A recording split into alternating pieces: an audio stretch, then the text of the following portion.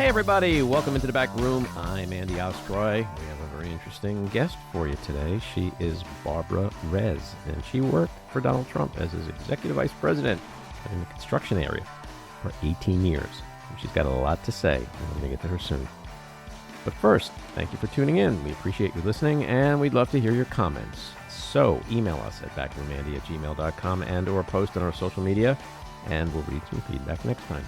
And if you like the podcast, please follow or subscribe and rate and review.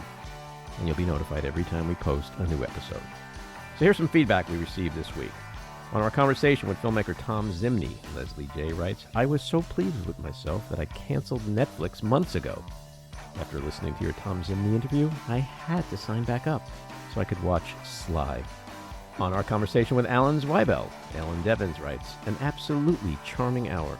I'm not a podcast gal, but I did manage to download it somewhere to share with others. Thank you. Great interview. And on our conversation with the one and only Danny Bonaducci, Sarah Such wrote, this was a wonderful podcast and Danny is amazing. Lynn writes, awesome. Just so honest and real. All Danny. Really enjoyed it. Patricia writes, sorry about your childhood, Danny. Nobody should have to go through that by the hands of a parent. All right, let's get to our two big things. I see a future for all Americans. I see a country for all Americans. I will always be president for all Americans because I believe in America. I believe in you, the American people. You're the reason we've never been more optimistic about our future than I am now. So let's build the future together. Let's remember who we are. We're the United States of America. And there is nothing beyond our capacity when we act together. God bless you all, and may God protect our troops. Thank you, thank you, thank you. That was the State of the Union last night. That was President Biden. That was our guy. Republicans, here's your guy. In Venezuela, did you just see Maduro? Venezuela, it's unbelievable. We're getting rid of the Romneys of the world. We want to get Romneys and those out. But they know that we are the only ones who can stop them. We're the only ones. This is the greatest movement in the history of our country, maybe in the history of any country. Even Argentina, they went MAGA. You know Argentina, great guy. He's a big Trump guy. He loves Trump. I love him because he loves Trump. When he called, I took his call. Anybody that loves me, I like them. I said, Abdul, he's still there. He's the head of the Taliban. He said, you're killing our soldiers. Don't do it anymore because terror will rain down on you. And he called you, yes, Your Highness. He called me Your Highness, which is interesting. We are a nation that just recently heard that Saudi Arabia and Russia will repeat. Oh my God. Where do we begin? Don't cry for me, Argentina. That's Mr. Argentina to you. What the fuck is he talking about? Argentina, great guy. Great guy. He loves Trump. I love him. Who is he talking about? That's a fucking country. He mixes things up a little. What can you do? I mean, you got to give him a break. He's a busy guy. Your Highness? Your Highness, he calls me. The Abdul guy from Taliban. Like Trump is like texting with the leader of Taliban. Hey, what's up, Abdul? Hey, Your Highness, what's up? What is he talking about? The quiet part out loud again. He wants to be Your Highness. And then like Venezuela. Like what was that? That's a new country. Venezuela. There's nothing new here. I mean, Tim Apple was while he was in the administration. He never gets anything straight. He's never sound cognitively. So here's the thing. You watched that speech last night, which walking into it, Biden, his team, and Democrats knew this needed to be the fucking speech of his life. And he fucking nailed it. He slammed it out of the park. He wildly exceeded my expectations and everyone that in Democratic circles expected as well. It was epic. And then you have this fucking clown, right? And we have a conversation about dementia. We have a conversation about mental acuity. We have a conversation about who is or isn't unfit. is that really a serious conversation? I mean, Biden spoke for over an hour with such command, with such strength and forcefulness. And Trump, he can't speak for 3 minutes without sounding insane. So I think what happened last night was that Joe Biden laid to rest on a serious level, and he's too old talk. Now, they'll still do it. That's not going to stop them. But for the people who matter, who watch that, moderate Republicans, independents, the people who voted for him last time, there's no question. There's no question. The man is fully in charge of his mental capabilities. He is fully in command of the facts, the details, and he demonstrated leadership. I think he definitely alleviated all the fears of Democrats, which were getting palpable.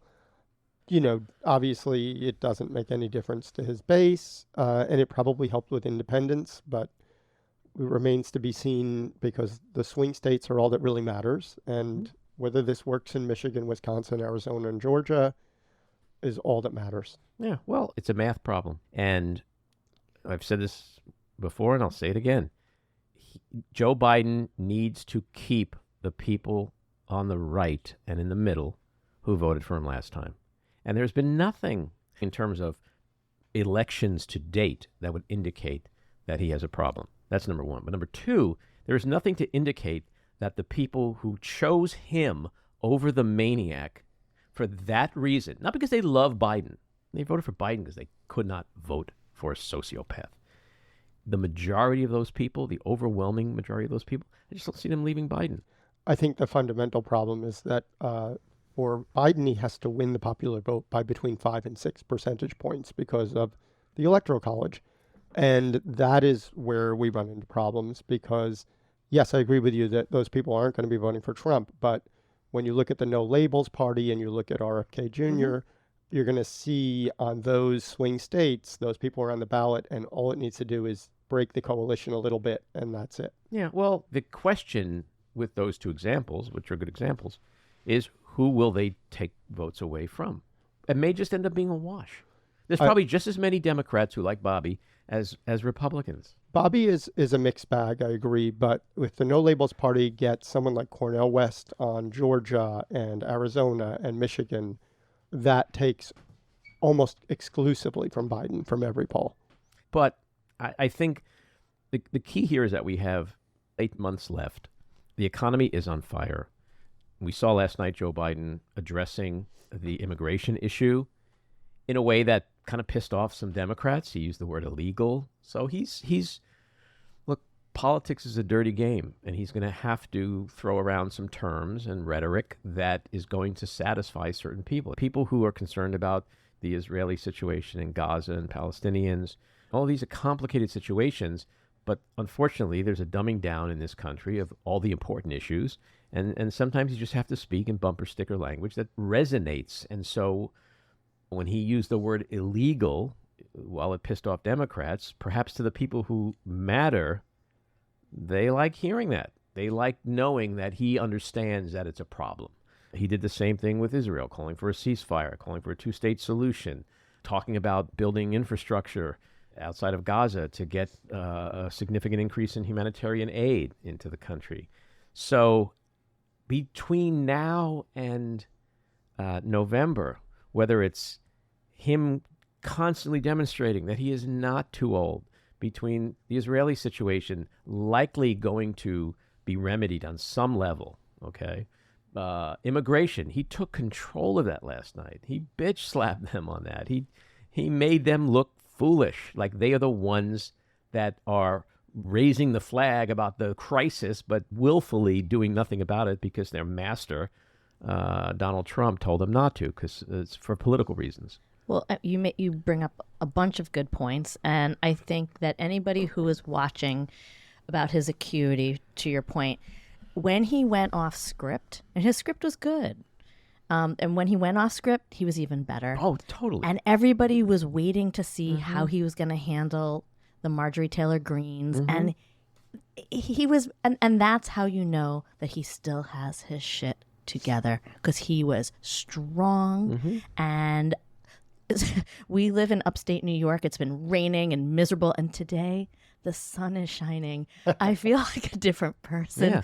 The Look, weight has been lifted from my shoulders. he also injected humor. Like there was a point where he pointed out to Lindsey Graham. He goes, I know I may not look it, but I've been around a while. Like that was like his Ronald Reagan. I won't let my opponent's youth and inexperience be held against him. But he fired on all cylinders. All cylinders. There's not one thing as a Democrat that you could say, I watched it last night and I wish he would have finished that sentence. What would you wish he more energy? Stronger? More forceful? More in command? You wish he didn't stammer so much? There was no stammering. He's also not new. So people know that he has a stuttering / disfluent issue, and that's okay. That's not going to make or break him. See, I think all middle class and working class people, voters, ever need to do is just watch the State of the Union and see what Republicans refuse to clap for. It is everything they need in their lives. For example, in terms of democracy, they refused to clap when the subject was Trump sucking up to Putin and letting him march through Europe. They refused to clap regarding America's comeback from the pandemic. They refused to clap about lowering prescription drug prices. They refused to clap about every child being able to read by 3rd grade. They refused to clap about cutting child poverty. They refused to clap when Joe Biden talked about children shouldn't go hungry. They refused to clap about humanitarian aid to Gaza. They sit there with their arms fucking folded, with stern faces, and refuse to acknowledge or applaud or support anything related to the working class and the middle class. So if you're sitting at home and you're watching and you're like, why the fuck would I vote for these guys? Biden is the one talking about raises for teachers, a $400 a month tax credit, cutting credit card late fees, talking about ways to ease the financial burden on the lower and middle and working classes in this country. So if any of them watch this State of the Union, how could they walk away going, nope, Biden, Democrats, not for me. It's those other guys that won't fucking applaud or clap for anything that I need and care about. So I don't know. Hopefully that's going to be fodder for advertising for the next 9 months, because that says it all. There's new polling out recently that said that people are starting to feel the impact of the economy. It's all going to come together because it's real. It is real. It isn't fake. The people who matter, moderates, independents, people are like, damn, my stock market account's doing well. My job is great. I'm earning. I got a raise. Unemployment. Like, those people know what the economy is. Then they'll vote. It's still the economy, stupid. It's all baked in, 8 to 10% of people, like you're talking about, that everyone has to win, and they only have to prevent other people from voting for Biden and going somewhere else in 3 or 4 states. So everything comes down to 3 or 4 states. And all of what you said is true, but it doesn't matter. They're not going to get any of that information because it'll be filtered through OAN and Fox News and their own Facebook feed, and none of it matters. I do want to call out, though, that I thought that Biden's opening was incredibly strong, and that he opened with Ukraine was incredibly important, and I think we want to emphasize that. Yeah, on Ukraine, he said, we will not walk away. We will not bow down. I will not bow down. History is watching us. And he got a little bit of a nod and a affirmational look from Mike Johnson behind him. Mike Johnson, by the way, literally, like, it's when you're driving in the middle of nowhere and you've like, oh my God, explosive diarrhea is coming, and where the fuck is the bathroom? Siri, where's the bathroom? And like, you have no cell service. Like, that was the look on his face nonstop. He didn't know what to do. I so understood that look. When he got to the J6 part, he finally just started shaking his head because he had nothing else to do. Yeah, these people cannot even applaud for like attacking the J6 rioters. Like the Patriots? Why would they? Freedom fighters? What are you talking about? Let's play that clip about Biden and the economy. 4 years ago next week, before I came to office, the country was hit by the worst pandemic and the worst economic crisis in a century. Remember the fear, record losses. Remember the spikes in crime and the murder rate, raging virus. that took more than 1 million American lives, of loved ones, millions left behind, a mental health crisis of isolation and loneliness. A president, my predecessor, failed the most basic presidential duty that he owes to American people, the duty to care. I think that's unforgivable. The heritage economy is on the brink. Now our economy is literally the envy of the world. 15 million new jobs in just 3 years, a record, a record. Unemployment at 50-year lows. A record 16 million Americans are starting small businesses, and each one is a literal act of hope. With historic job growth and small business growth for Black and Hispanics and Asian Americans, 800,000 new manufacturing jobs in America and counting. So this is what I think people are going to remember. James Carville. Is the economy stupid? It's always been the economy. It's always going to be the economy. People are going to look in their pocketbooks. They're going to look at everything, and they're going to go, all right, I'm going to hold my nose. I'm going to vote for Biden because I want this to continue. The other thing is Katie Britt, the rebuttal. Fucking crazy. Crazy. This is who they chose? I think she was a great choice. She makes Sarah Palin look smart and real. Disagree. What a dinner theater performance that was, and a bad one. There were better performers in high school. God, and the staging. I mean, it's not like it's Women's History Month or anything like that. To have a woman in the kitchen, seriously, that's where you stage her. They're not. She's not for you guys. Hey, Republican men, where do you want your women? There. In the kitchen. Yep. Yes, it's Women's History Month. It's insane. She's also young and pretty, and she was doing that fake sucking up to men crying bit. It's very effective for a lot of people. You know, I'm going to say something that might not be popular on the right, but it's true. These Republican men, they want women who are fuckable. If you look at their women, you know, Kristi Noem, Nancy Mace, this one, Boebert, you know, some find her attractive, but like that's who they see someone they want to sleep with. They don't care how dumb she is or how incompetent or unqualified she is or how embarrassing she is. You think she was up there because she was the most qualified in the caucus to answer the president of the United States? It doesn't matter. I think that I think that anyone who wants a political future in the Republican Party should never do these rebuttals because the history of their rebuttals has never gone well. Marco Rubio with the water glasses. Sure. What's his name? Bobby Jindal? Yeah. I mean, it's always been a fail. Well done, Republicans. I thought it was great. Yeah. As Republican casting goes, they nailed it. Yep. Oh, my God. All right. Let's talk about our next big thing for a minute. Trump. So this... It's been a long week.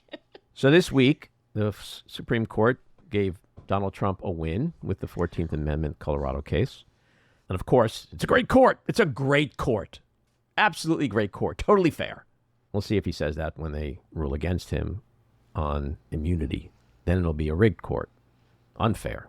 Deep state. Judges in Biden's pocket, even though he appointed 3 of them. Funny how so far we haven't heard about rigged elections. Isn't it amazing when Donald Trump wins elections, wins nominations, there's never talk of anything being rigged? That's how a dictator rolls. It's like Joe Biden said last night. It can only be good when you win, right? He pointed that out. Haley got out. McConnell. Let's play something from McConnell. January 6th was a disgrace. American citizens attacked their own government. They used terrorism to try to stop a specific piece of domestic business they did not like. Fellow Americans beat and bloodied our own police. They stormed the Senate floor. They tried to hunt down the Speaker of the House. They built a gallows and chanted about murdering the Vice President. They did this because they'd been fed wild falsehoods by the most powerful man on earth. Because he was angry, he lost an election. Former President Trump's actions preceded the riot were a disgraceful dereliction of duty. And that is precisely why I am going to endorse him for President of the United States. Mitch McConnell endorsing Donald Trump. After that speech he gave after January 6th, now he's endorsing him. John Thune, others, just lining up. He's the worst. He really is the worst. They're all the worst, though. No, he really is the worst. He is evil. I may suck, but others suck just as much. They have no moral center. It's just they're an evil party. They're an evil party. They're all lining up for him. They're all going to do it. Haley's going to do it. Mm-hmm. It's coming. They're all going to do it. You said it. I did, actually. I know you said it. Trust me, Matty. I listen to what you say. Sometimes you're right. No, you said it along. I was just, what can I say? Sometimes, you said it. You said they're all going to end up. If he gets that nomination, they're all going to line up behind him. And you were right then, and you're right. And if you say it again, you're right again. And that's what they're doing. I just predict that they're as awful as possible, and then I'm right. Yeah, well, look, I don't think in anything regarding politics it's a waste to try to be optimistic or positive, but oftentimes you're right. Oftentimes there's, especially when you're talking about Republicans, the GOP, it just ends up being the worst behavior possible. Think of the lowest common denominator and bet on that. Sure. Donald Trump also this week went begging to the court, please take less money. Please take less money. Why? Because I am fucking broke. I have no money. All this shit that I've been force-feeding my base for years about what a billionaire. I'm so wealthy. I'm so rich. I've got $400 million in cash. I got this, I got that. Nobody's as rich as me. He can't pay a fucking fine now. The likely scenario is he's going to default, and they're going to seize his properties. This is all law. He has to pay. If he doesn't pay, they start selling his properties. Totally agree. That's what I think is going to happen. I think he's going to somehow find a way to get the money. Yeah, we'll see. All right, winners and losers. Andy, Matt, do you know why I'm wearing green today? Why are you wearing green today, Jen? I'm so glad you asked. Because my winner, Joe Biden, brought the Irish fire to the State of the Union address. I just wanted to thank Pat Ryan for that great quote, our congressman. Mm-hmm. My losers, a tie between Marjorie Taylor Greene and Rashida Tlaib for behavior beyond unbecoming during the State of the Union address. Mm-hmm. My winner, of course, is going to be Biden for delivering everything. He delivered all he needed to deliver in a great State of the Union. My loser, I think Katie Britt's response to the State of the Union was horrendous. Her breathiness, her weird kitchen, everything about it I thought was a fail, and I don't think she'll be his running mate because of it. My winner, Joe Biden. That's it. No explanation. My loser, Mitch McConnell for having the spine of a garter snake. All right, let's get to our weekly rant. It's actually a letter to Republicans. Dear Republicans, I know you like to harp on the Joe Biden is too old thing. I get it, because you have to. Because you have nothing else to harp on. Because Joe Biden is perhaps the most productive, successful first-term president in history. Because our economy is booming. Because the world respects us again. Because he's demonstrated incredible leadership geopolitically. Yeah, that's our guy, a real winner. And because your guy is a fucking sociopath, a rapist, a fraud, a traitor, a criminal who's been indicted 4 times on 91 felony counts, who's a pathological liar, who's stupid. Oh yeah, he's dumb as fuck, a pathetic numbskull who can't get through a 5-minute speech without sounding like he's ready for a mental institution, who's completely, utterly, unequivocally incompetent and unfit to serve, a total loser, a fake broke-ass billionaire who's now in a court in New York begging a judge to take significantly less money than the $450 million penalty imposed on him because he doesn't have any money. Yeah, that's your guy. So yeah, right, Joe Biden, too old because he got nothing else. Well, guess what? Our guy stood for over an hour last night, giving an incredibly passionate, strong, forceful, detailed, patriotic State of the Union speech. An energetic, inspiring speech about how he'll continue to help the American people. Who says, I believe in America. Not like your guy who says America sucks. No, your guy paints a dark, dystopian future for America, who does nothing but talk about himself and his grievances, who promises revenge, who vows to be a dictator, who's got nothing but anger, incivility, violence, and rapidly diminishing mental acuity. Yep, that's your guy. So, Joe Biden's too old? Well, he put that shit to bed last night. But sure, keep attacking him on his age, because you got nothing else, and everybody knows it. All right, let's get to our guest today. She is Barbara Rez.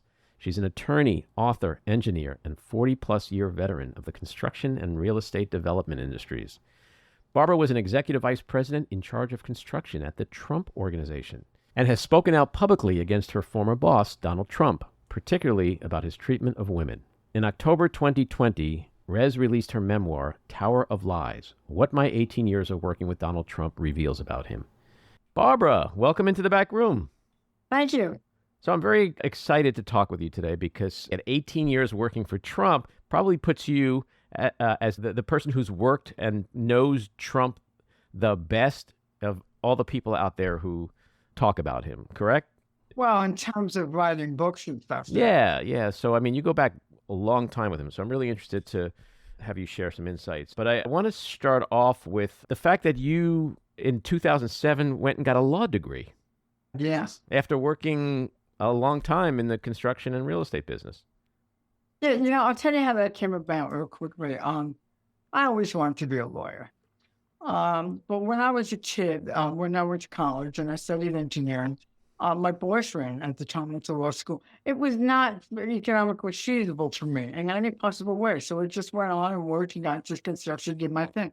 I have two kids. And at the time that they were looking at colleges, I said, I always wanted to go to law school. So my daughter comes home and for a Christmas present, she hands me an LSAT review book, and I ended up in law school. Wow, good for you. And so you are working with the American Arbitration Association. You also have Rez Solutions, which provides legal support to companies involved in construction disputes and litigation. So you're still like in your lane with construction and real estate, but you're also working on the legal side of things now, which is really kind of interesting. Yeah. And is it fulfilling? Is it fulfilling the fantasy? Well, no, because, fantasy was, I didn't even know what it was, defending people and things like that.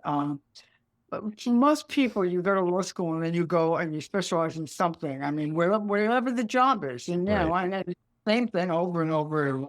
And it's not, unless it's litigation, it's not particularly, exciting, but I do sort of everything. When I graduated from law school, I thought, oh my God, I've got 20 plus years experience in construction and real estate development, and I know construction, and I know I've been an arbitrator for all this time. They're gonna be knocking down the doors. I was so wrong. They don't want me. They don't want people with knowledge and experience. They want kids that they can pay Those damn $50 kids. and it's $300. I mean, it was just not. And so I set up this Resolutions company a few years later to offer support to people that really didn't understand anything about construction, which is 99% of all construction lawyers. And they're paralegals and baby associates vet documents. They don't know what they're looking at. And they give them keywords. It's ridiculous. So I said, let me do this. I will help you. I will vet the documents. I'll do it faster than your people. I will help you prepare experts because that's it. On many arbitrations, I know what arbitrators expect. I know, how to prepare a witness. They don't want. Nobody knows more than construction lawyers. They don't need the help. It's sad, really. It's a wonderful company, but I can't get to the people that could tell their lawyers, Yeah. look, put her on board. The lawyers say, oh, we don't need any help. That's the end of it. Yeah. Well, hopefully after this podcast episode, they will be knocking down the doors. That would be wonderful. But to answer your question, which I didn't get to, things are fun for me. The law is fun for me because I work for some people. I've done employment cases. I've done contracting, but nothing major. Wills. But for me, I mean, I'm always showing somebody. I threw that, and I threw the Well, Home you Depot. worked for Trump for 18 years. Of course, you're always suing someone. Right. Well, absolutely, I understand the mindset, but no, people get screwed over constantly, Yeah. and you can't afford a lawyer. Even malpractice, which is something I'm dealing with. That you get hurt, let's say, or damage, but it's a $50,000 case. No lawyer's going to go near that. Right.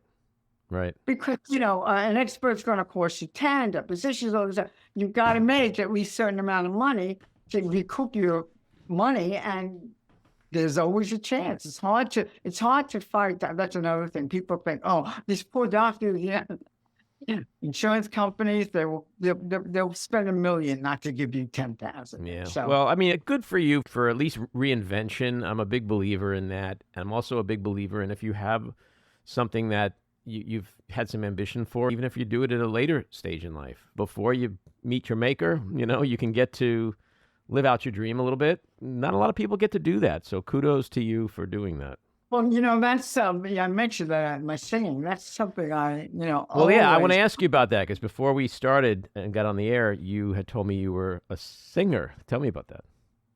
Well, when I was a kid, I mean, I was singing before I was talking, according to my mother. And, I was always singing at parties and stuff like that. And, when I got into high school, there were people that played instruments. I always wished I played an instrument, but I never did. And I would sing, and then we had some shows. I was singing at shows, and, it was really fun for me. But I think I'm good. I loved it. And, I went to college, and that was basically the end of it. I mean, when I was 15 or 16, I was singing at a wedding, and a member of the band had a connection with a producer and liked my voice. So he said, come on, I want you to audition for this person. And the person was somebody that was like, not a big star, but very involved in music. She was singer herself. And they liked me, but my mother and my uncle, it was his party. They didn't want me getting involved, go to college. And that was the end of it. So 50 years later, I reconnected with this man that I sang with when I was singing in high school. So we started, working together, and we do what we call it from high school to old school, and we Nice. and we play, anything Sinatra was sang, anything Tony Bennett was sang, anything Cole Porter ever wrote, all of that kind of stuff. And then a little sprinkles of 60s and 70s. Mm-hmm. And we want to perform. But again, it's hard to find gigs. Well, not to put you on the spot, but if you want to sing a chorus of something here and perform, you're more than welcome to give us what you got. Oh, I'd be happy to. I just can't think of A something else. cappella. Okay, I'll do it right now. But it's not my best song, but it's the first thing I call. All of me. Why not take all of me? Can't you see I'm no good without you? You're pretty damn good, I got to say. Thank you. Good for you. Wow, look at that. That should be your next reinvention. Yeah. Well- My motto is you only live once. I didn't make that up. But I do believe in it. You only live once. So I want to ask you, it's 2024. Donald Trump, he lost in 2020. He then was impeached twice. He then incited a deadly insurrection. He has made the most outlandishly sexist, racist, homophobic comments in political history. He has been indicted 4 times in 4 jurisdictions on 91 felony counts. A judge called him a fraud. Another judge called him a rapist. Yet he just became the nominee for the Republican Party for president of the United States. Can you, as someone who walked in his shadow for 18 years, can you believe where we are today? No. When he started talking about running in 2015, I thought it was ridiculous. I thought it was a stunt. And I think at the time it may have been. I remember Huffington Post said they're not even going to cover him. It's an insult to people that read news. Mm-hmm. And, he had said this many times when I was working for, I'm going to run for president. Because people would say, he should be governor. Oh, no, I'm the president. And in a way, I think he sort of took himself seriously, that maybe he could. But We all thought it was preposterous. I mean, he knew nothing. I can tell you that a kid with a sixth grade civics education knows more than he does even now, about government. But so when he actually was running, I could not believe it. I couldn't believe in this world that there could be such an unqualified candidate running for president of the United States. And then he was elected. Were you absolutely gobsmacked when he was elected? Like, was that just the most astonishing thing to you, knowing him so well? I mean, the rest of us could have been completely shocked because we knew him from TV and he was just a New York bozo. But having been so close to him for all those years and knowing him in such personal, deep, intimate ways the way you did, it must have been unbelievable to you that he was now going to be our 45th president. Yeah, I have to tell you that, John. I was visiting my daughter up at Swiss College, which went to school, and we went out to eat. She and my ex-husband and I, and had a good time. And we got in the car, and the radio was on, turning the radio on, and that was they announced that Trump had been named, or look, not that he'd been named, but he was in the lead. And I said, my heart fell. Right, I was devastated. You and Melania. That's another story. I was. We'll get to that in a second. Go ahead. I couldn't believe it. And how could this happen? And more and more and more it goes on and on, and never stops. As someone who worked with him so closely and who also has a law degree, do you feel that this is the year where the law finally catches up to him? We're seeing it already, and he's got so much headwind facing him legally. It looks like by the end of April, he'll probably be a convicted felon. Who knows by the end of 24? Is this the year, despite all his bombast and bloviating, that finally he's held accountable? I've said it so many times. It's hard to believe it'll ever happen. I mean, I know that there's something going on with the Supreme Court now where they're not going to let them disqualify him. Right. I think he's convicted. He owns so many people, and he's got the goods on so many people, and he pays off so many people. I just, even Weisselberg, who was found guilty of perjury, whatever. I mean, I knew Alan pretty well. I never thought he'd perjure himself, Why do you think, that was going to be one of my questions to you, why do you think he never flipped on Trump personally? Couple of reasons. Number one, Trump takes care of him financially, okay? But his kids were Trump was all over his kids, and vice versa. And I don't think he would want to risk anything happening to his kids, to be honest with you. And then there's Weisselberg didn't want anything to happen. Yeah. That goes to Cal Mary, too. I mean, Cal Mary knows where all the bodies are buried, and he could write a book, and that would be. Are you being figurative or literal? I don't know. Are we gonna break some news here? I Give know me names. Figuratively, I'm speaking figuratively, but I'm not saying that it's not possible. Believe me. Well, I'm going to ask you a question because this has been bothering the fuck out of me for so long. Jeffrey Epstein, in your opinion, I mean, I don't think for a nanosecond that guy killed himself. Oh, no, neither do I, yeah. Do you think it's feasible that Trump and others perhaps somehow were involved in that? I mean, when you think about this man was on suicide watch, apparently, but like everybody was asleep, everybody was gone. There was nobody, like everything if you made a list of all the unfathomable things that could have happened in a prison to allow someone to quote unquote kill themselves, every one of them happened. That doesn't make any sense to me. Well, I can't say names because, I don't want to slander anyone, but certainly something happened, some reason, and there's got to be someone behind it that he ended up dead. Yeah, it just makes perfect logic. I don't know what Trump's involvement is with him. It looked pretty ugly when you see the pictures and you're glad handing it, or big smiles and everything, and you think about what Epstein did. It's pretty horrifying. But I don't know. I have no knowledge. Yeah, I don't want to judge you, Barbara, but are you suggesting that the man who argued in court that he should be able to use SEAL Team 6 to assassinate his opponents might have had something to do with Jeffrey Epstein's death? I can't say that. It's just I mean, Not Trump. No way. I'm not. He would only kill. He would only kill political opponents. Well, that's not I'm true teasing, because of course.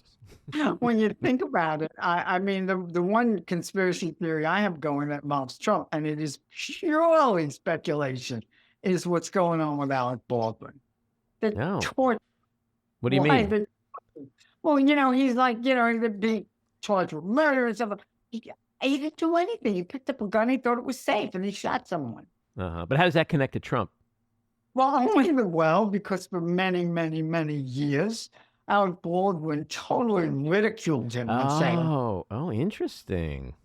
Yeah, so who could be who could want to hurt? Wait, now, okay, so now are you what? suggesting, Barbara, that the man who sat and watched Obama ridicule him was the motivation for him running for president so he can get even? Are you saying that guy may not have liked Alec Baldwin's impression of him and then worked his contacts to maybe get Alec Baldwin in trouble? That doesn't sound possible to me. No, it doesn't. Not Donald Trump. Not Donald Trump. He is not at all vengeful. He's not a vindictive man. I have absolutely nothing to believe that. I have no evidence. I have nothing. I'm not saying it, but it's just something, that comes up. People talk about Baldwin. Yeah, no. And what's interesting? This is a guy who literally, in 2015, floated the idea that he could kill someone and that he would not lose support. And what he's now basically saying is I could kill somebody on Fifth Avenue and not lose support, but also not be arrested or prosecuted for it. That's the way. I mean, that's why to answer the question you asked way back, I don't know. I mean, we always thought, and it didn't do anything really illegal. It was just lying so much when we were working with him that he made a deal with the devil, which really did. Never was atheists. We still believe that. But he just nothing stuck to him. I have to push back on that because I don't think he can make a deal with the devil because that would mean he'd be making a deal with himself.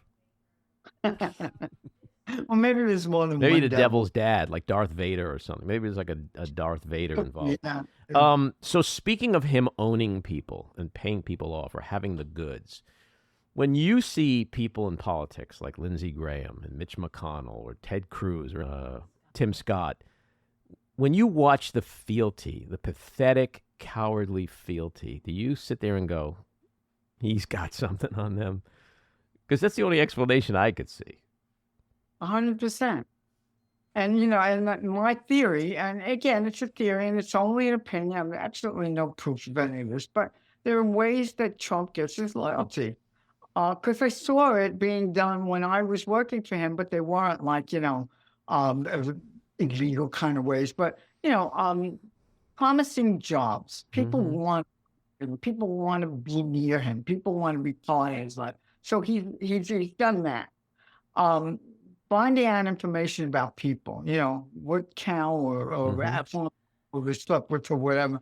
And then, of course, paying people money. Yeah. And those are the ways that I think that he could get, all this patronage. Then there's the other part, which people with coattail kind of things, like Marjorie Taylor or whatever her last name is. I hate her so much again.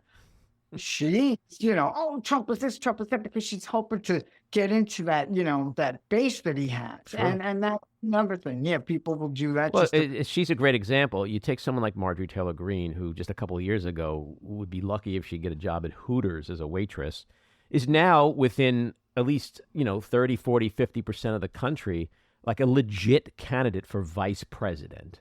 So, yeah, to your point, why wouldn't she suck up like that? But, Donald Trump, with his deep pockets, he could hire the best PIs in the world. If he wanted to have Lindsey Graham, for example, in his pocket, right, he hires the best private investigators and he gets the dirt. He gets photos, he gets videos, he gets audio, he gets whatever he wants. Could be. Just like I think, everybody thinks Putin has the same thing on him. The infamous Yes. P tapes.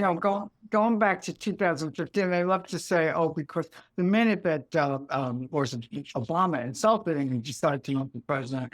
I always thought and still do that he he never expected to win that election. And he, I always thought that it had something to do with Putin and Russia, and, in Russia and stuff like that. Once he found out what he could do, the power he had, and using the kinds of controls that I mentioned before, he learned he could do anything he wanted. He loved it. So in 2020, you wrote a book called Tower of Lies, What My 18 Years of Working with Donald Trump Reveals About Him. What made you decide at that point in your life to write that book? Well, I have to be honest with you. I got a call from a publisher. And he asked me if I was interested. I said, what do you give me up front? Right. How much? And whatever it was enough money for me to try, and I wrote it. I wrote a book. I wrote a very good book. And he loved it so much. He was absolutely certain we have a bestseller, that he brought in a writer. And that infuriated me. But the guy was wonderful, wonderful. And I wrote the book. There's no question in my mind. He would put things down and ideas, and I would, convert them to my words, because I couldn't have any possibility of someone talking for me. And interestingly, we recorded the audio, and I recorded it myself. And when she heard it, the publisher, he decided that it wasn't good enough for this multi-million bestseller that he thought he had. So he brought in someone, a professional, a very good professional, to read the book. And I couldn't stop him because I didn't have that power in my contract. I'm so angry and disappointed at that. Because imagine somebody, reading my thing, and I went into Trump and I said, I'm not taking this shit from you anymore. And she said, and I went into Trump and I said, I'm not taking this shit from you. What the hell is that?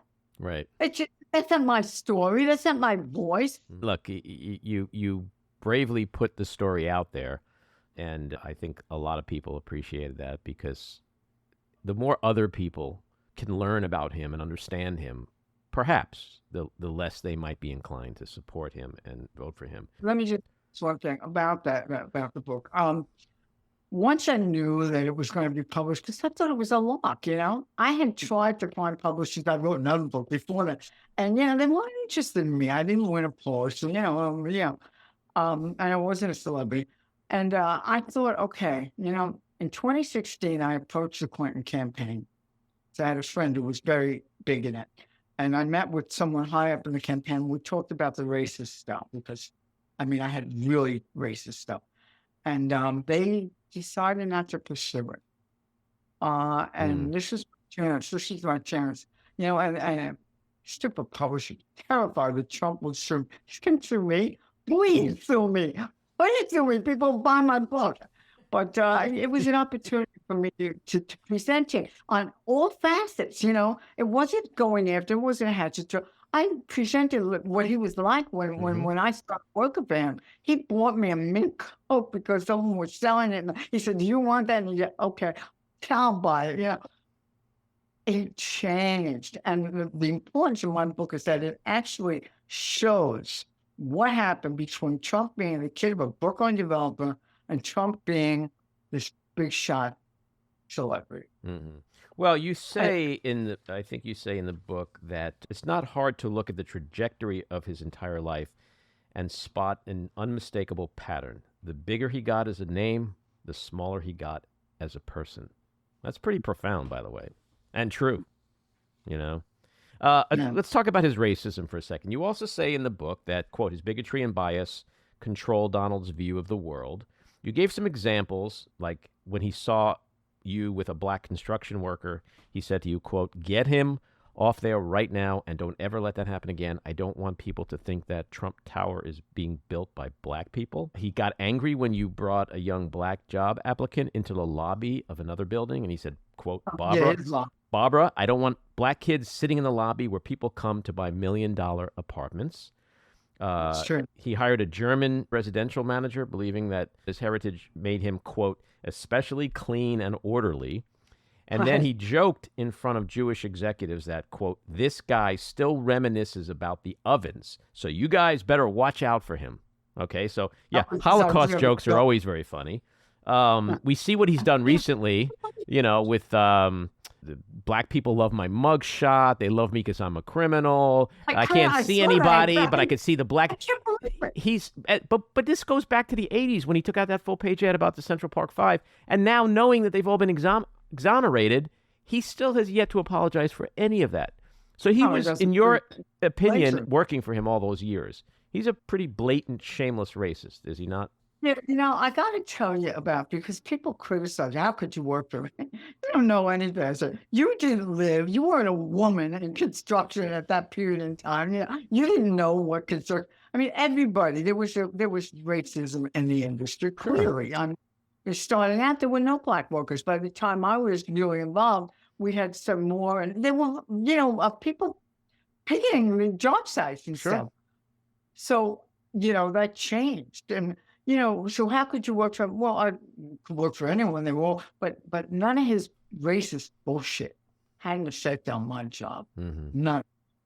And I toned him down on many, many things. I was influential. There were other people. It wasn't just me. He respected people back then. He took advice. It was hard, and it was torturous a lot of times, but he listened to people.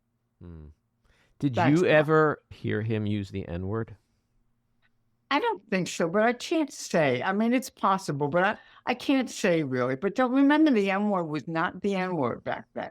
It was a bad word. Everyone knew not to use it, but it wasn't something that you could ban a historic book for, like Huckleberry Finn or whatever it was. That it wasn't the N-word, I just finished watching Deadwood. I'm about 20 years late to the game with that. It's an HBO show that literally is about 20 years old, but it is one of the best TV series I've ever watched, and the N-word is all over that place. And it's kind of stunning in a way when you watch TV shows from just 10, 15, 20 years ago, movies, and when you hear that word, it's like, oh my God. But to a certain degree, you're right. But the thing is, if it had been, I mean, I noticed it. I didn't like it. I heard it all the time. I heard it every day on the job. Now that would not happen. People don't use that word, and I'm glad. It's a horrible word, and it's demeaning. It's demeaning. I know what demeaning words are. Being a woman in construction, but so I can't remember if he said it. Probably he did. So you kind of made some history back in the day as being, like, I think the first woman to really oversee a major construction job, and then working for Trump. I mean, with all the talk about his sexism, there is a side of him, I guess, that, didn't see gender on some level when it came to putting a woman in a very high level, important job, which is kind of an odd contradiction for him. How do you explain that kind of personality contradiction? Well, let me say this. I wrote an article for Huffington Post. So the women that built Trump Tower, the woman that built Trump Tower, I think. We have Louise Sunshine, you may know the name. She was a formidable, a social person with connections all over the world, especially politically, and helped him do the deal on the Grand Hyatt. And she was in charge of real apartment sales. That was her job. And she brought in people like the head of, the company, big company, Steve Roth, I think his name was. And he brought in all sorts of people at the head of this market, the head of that department, entertainers. And so all these people bought apartments, and it was all through our connection. And I was afraid of her. She was impressive. And then there was a woman who ran the retail rentals for the retail. We got rents there that were unheard of anywhere in the country or the world. And she was in charge of that. And then we had an advertising agency, which was owned by a woman. And I think, and Norma Furter, his secretary, and me. These are the 5 women in his line. Why?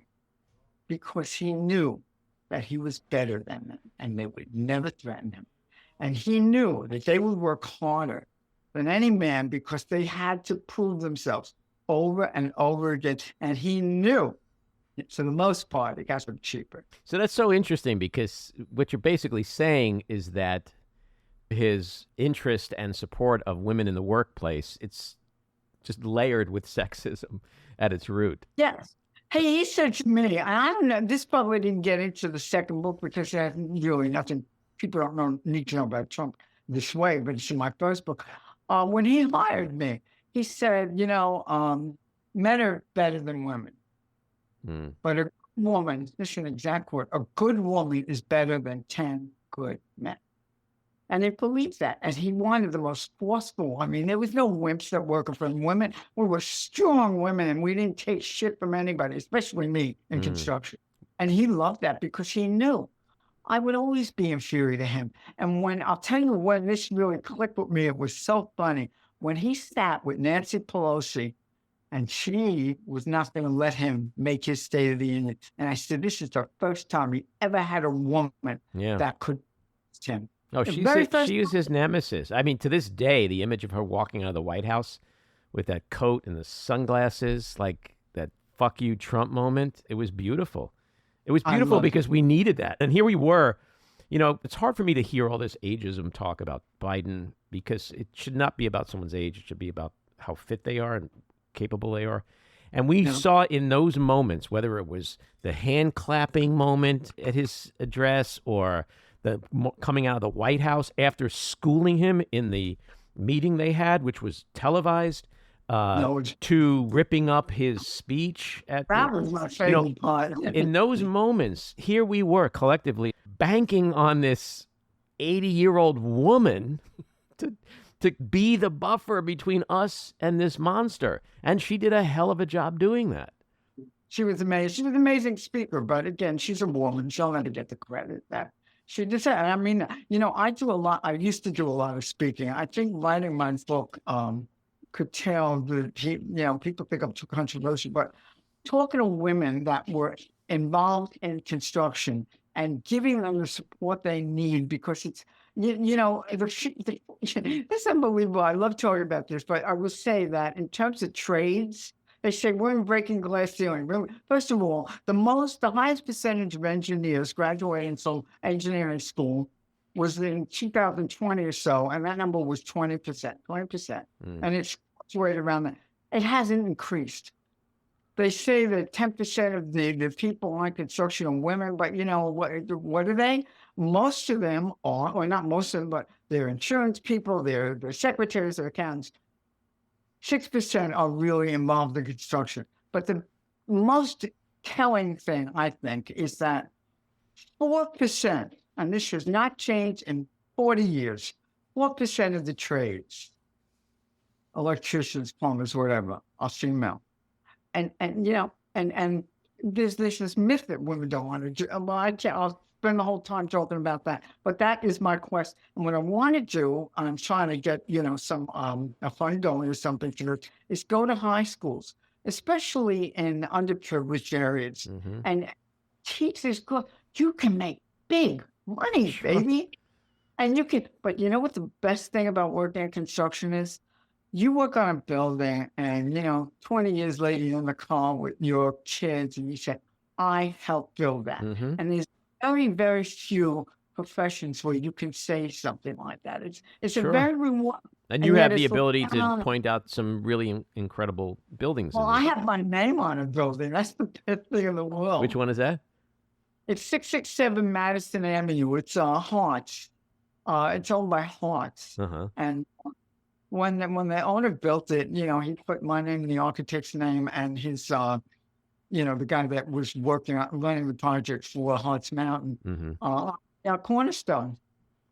And always that's cool. Yeah, well, good for you. That's like having a star on the Hollywood Walk of Fame, kind of, sort of.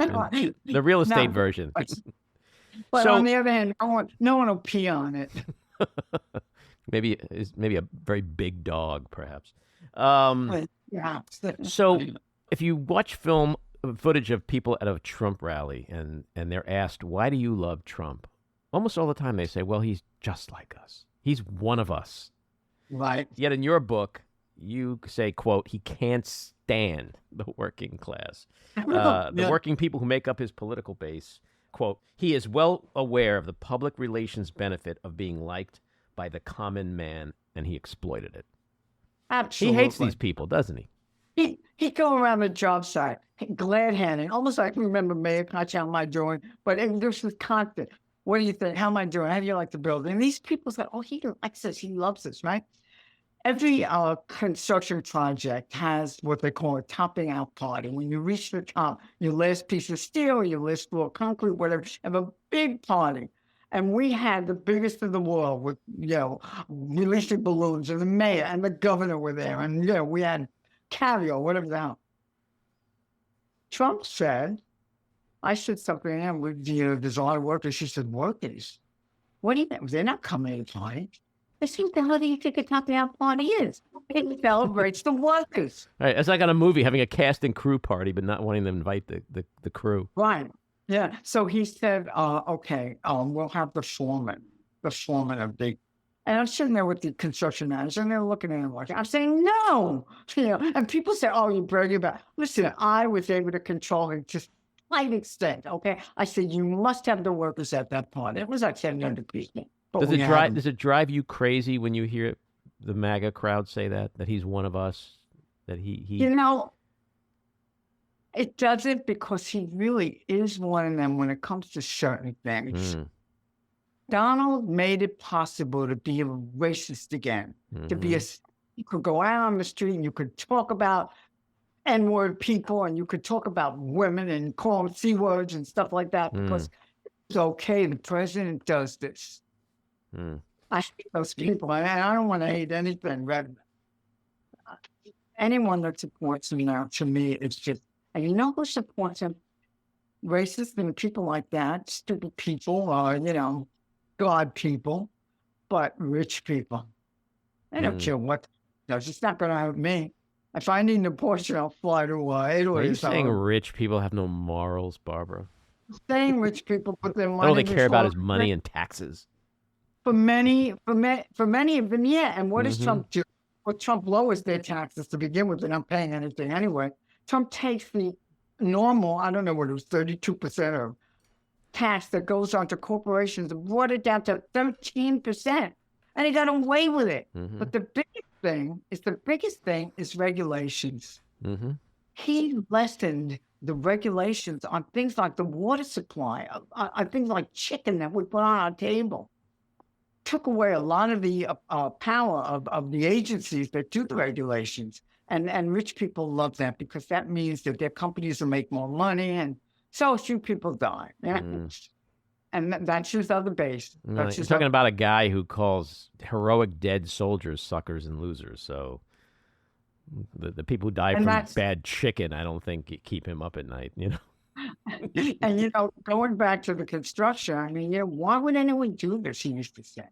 And by the way, he had his ideas about which construction workers and the Italians. I remember the Italians were good with their hand. Yeah. So many stereotypes. Yeah.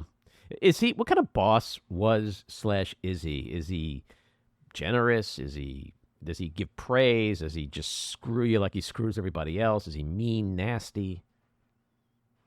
Well, of course, he's changed since the last time I worked for him, which was in the 90s. But I have to say, he would give praise to people, and you'll see him doing it in the exact same way, and make him look good.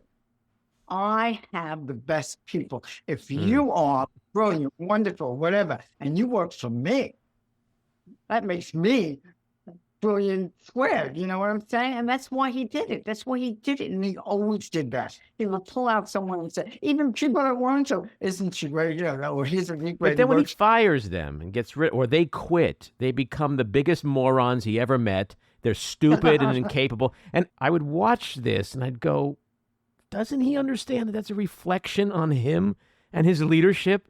If they're a moron and stupid and incapable and never did anything, then why did you hire them? Well, you're right to an extent. The second time I quit, I was working on the West Side projects, and he had to make a deal, made a bad deal, by the way, with the local civic people that were opposing him. And as part of that deal, they had to give running the project to somebody of their choosing, and it wasn't going to be me. They picked someone, and then that guy and the head of the Municipal Art Society, which is one of the big opponents, took me to lunch. Well, first I said, I quit. I told Donald I was leaving.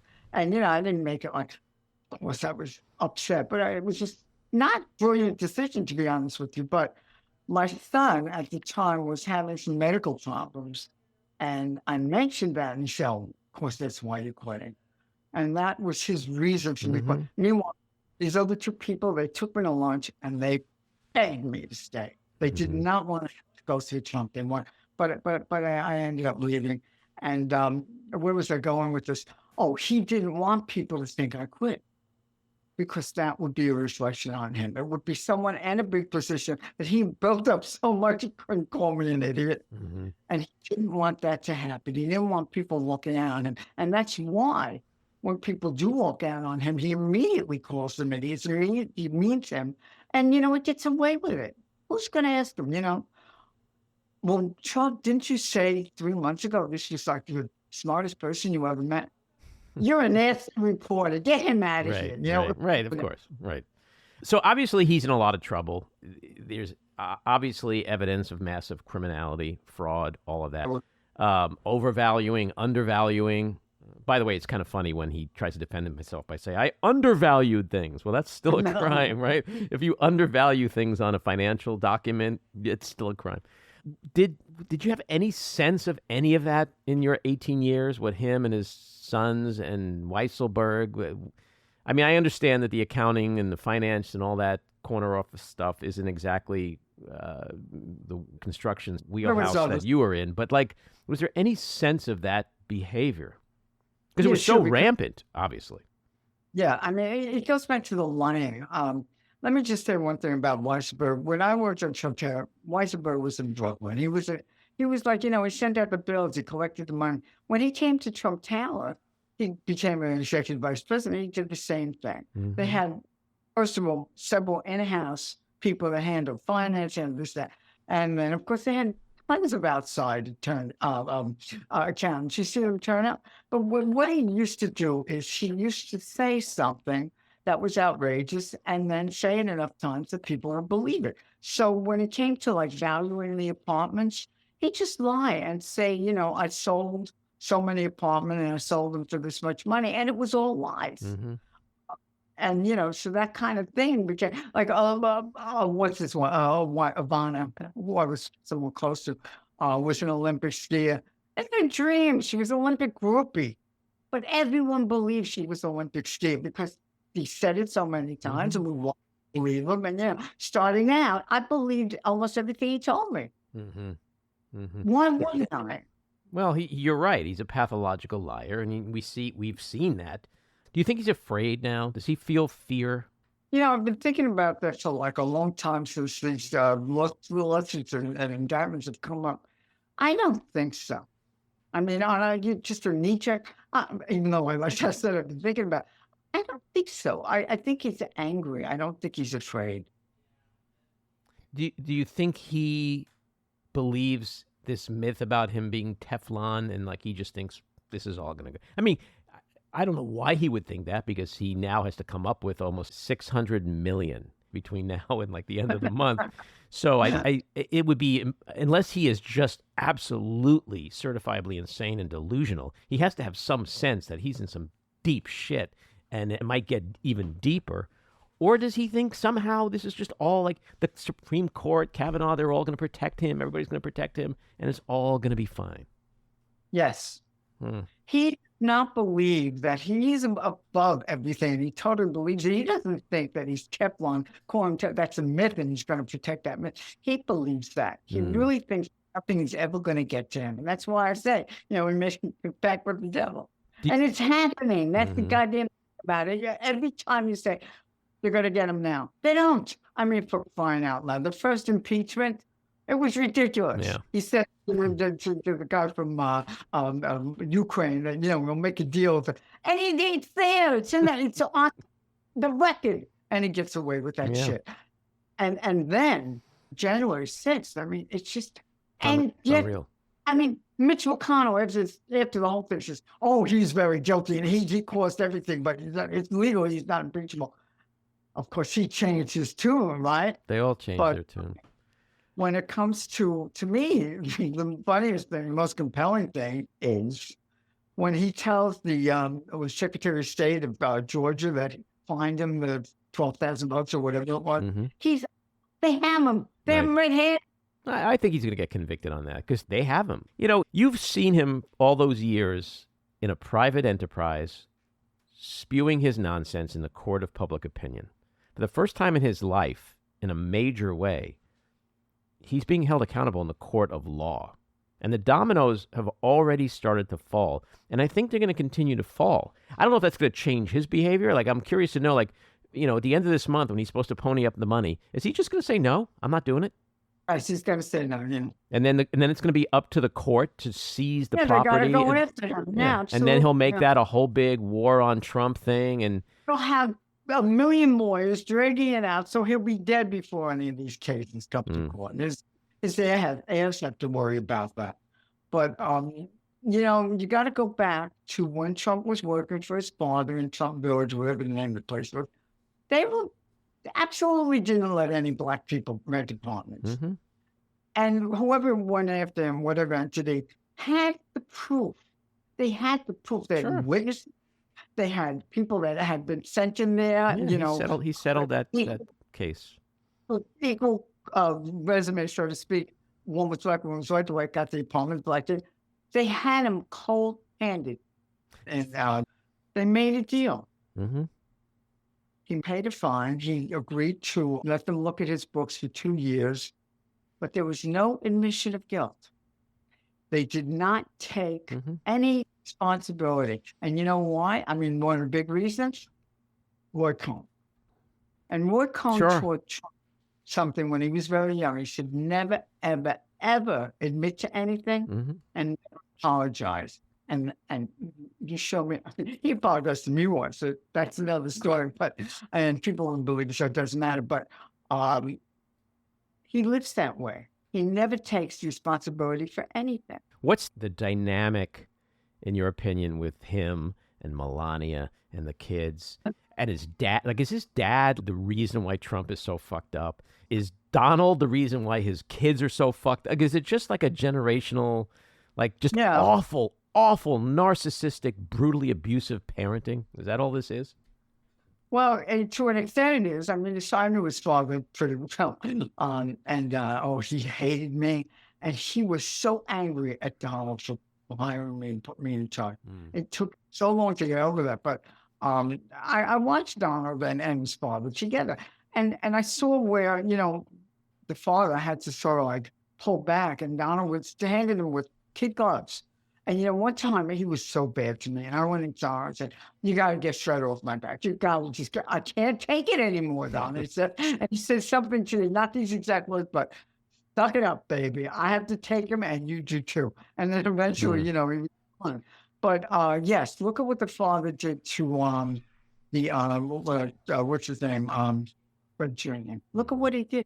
Yeah. And then and Trump was watching him, and Trump was liking this. And Trump adapted a lot of his things, and Fred really put a lot of pressure on Trump. And together they worked out for him. It's a tremendous influence, and Cohen had tremendous influence. Now, fast forward to Trump and his kids. When I started, Donnie was about 4 years old, I think. And then they had Ivanka, and then after that it was Eric. I read something once that he said, you know, the kids were sitting in his office playing with Legos. I got hysterical. Someone had to calm me down. It was the most preposterous notion. The kids were never in the office. When Ivana brought the kids by for this or that, he was so angry. And, you know, he sent his son off to camp, and you know, when he was over, he had very little to do with them, as a matter. And to my Ivana had to do it, but of course there were a million nannies. But when Donna divorced Ivana, and he didn't do it like he divorced Elizabeth, he did it best sex I ever had on the news. Donnie did not speak to him for a couple of years. 2 questions for you before we go. The first one is Donald Trump a sociopath? I'm not a psychiatrist, but he looks Well, like I think you one. know him pretty well. I think you've got some mad credentials. Well, you know, but you have to understand that there was a big evolution there, and I don't know the man who he is today. I can just predict what I know from Right. the past. My other question is, a year from now, will Melania and Donald still be married? Or As long together? as long as she keeps getting her pay. I mean, that's it. She didn't move down to Washington until they renegotiated everything. So I love that quote, as long as she keeps getting her pay. Barbara, I literally could sit here all day and talk to you. You are definitely going to have to come back and continue this conversation. Thank you so much for your time. It was really fun to talk with you. thank you. It was a pleasure. Take care. This episode of The Back Room was edited and produced by me, Andy Ostroy. It was co-edited and co-produced by Matty Rosenberg and co-produced by Jen Hammoud. Our theme song was composed by Andrew Hollander, and our logo was designed by Cricket Langell. And special thanks to Patricia Wind. Please take a moment to rate and review the podcast, and also follow or subscribe. Until next time, keep your eyes on Washington, Hollywood, and your own backyards, and have a great week.